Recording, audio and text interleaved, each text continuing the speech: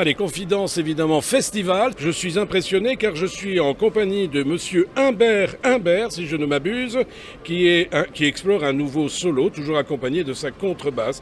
La fidèle Madame Humbert, pardon, mais aussi d'une batterie minimaliste, grosse caisse et caisse claire qu'il joue au pied, tel un homme orchestre.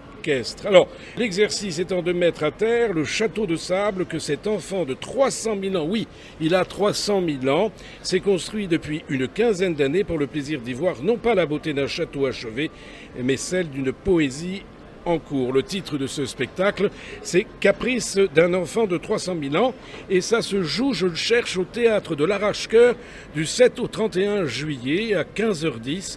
Avec une relâche les lundis. Humbert, alors, quelle est cette idée d'un enfant de 300 000 ans, dites-moi? C'est une idée de profondeur, c'est une idée de nuit des temps, c'est une idée de chercher au-delà du réel ou au-delà de la vie. Je me suffis pas de ce qu'on nous donne. Mais c'est un spectacle qui dure combien de temps? Ça dure une heure, une petite heure. Une petite heure à l'Arrache-Cœur, je l'ai déjà dit. L'Arrache-Cœur, si j'ai bonne mémoire, c'est du côté de Guillaume-Puy vers les remparts. Hein. C'est à côté. Hein. Voilà. Tout à fait. C'est un joli... Il y a deux salles. Hein. Ouais, mais c'est la salle d'en bas, pour le coup, 15h10. C'est un joli petit théâtre. Franchement, c'est idéal pour ce que je fais là. C'est votre premier Avignon?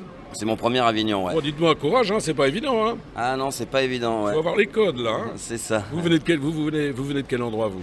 Maintenant, je suis à 7. Vous n'êtes pas très loin. Je suis pas très loin, ouais. Mais maintenant, vous êtes à 7 parce qu'avant, vous étiez ailleurs. Ouais, j'étais dans le Tarn, j'étais à Paris. Je suis montpelliérain, mais voilà. Oui, j'avais compris la blague de ma camarade Isabelle. Maintenant, il est à 8. Bon, ça, c'est extraordinaire. Quand elle est réveillée, elle est capable de faire des boutades exceptionnelles. Voilà. Bon, dites-moi, alors cette idée, elle est venue comment? Mais vous m'avez pas bien raconté. J'aimerais en savoir plus. Après, c'est de la poésie, mais j'ai sorti un album qui s'appelle Les Mémoires d'un enfant de 300 000 ans, en quartet.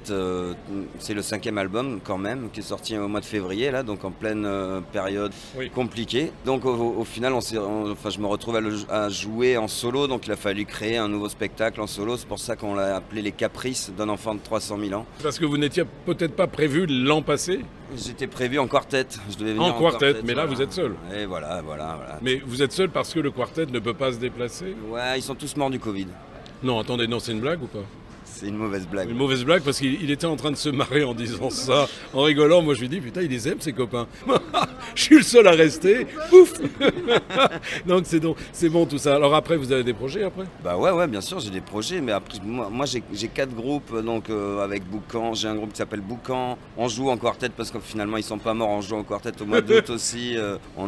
J'ai Bancal Chiri avec lequel j'enregistre un deuxième album aussi en septembre. Donc, des projets, il y en a. Ouais. Puis ça va jouer. Il y a quand même pas mal de pros Avignon, de programmateurs, on espère.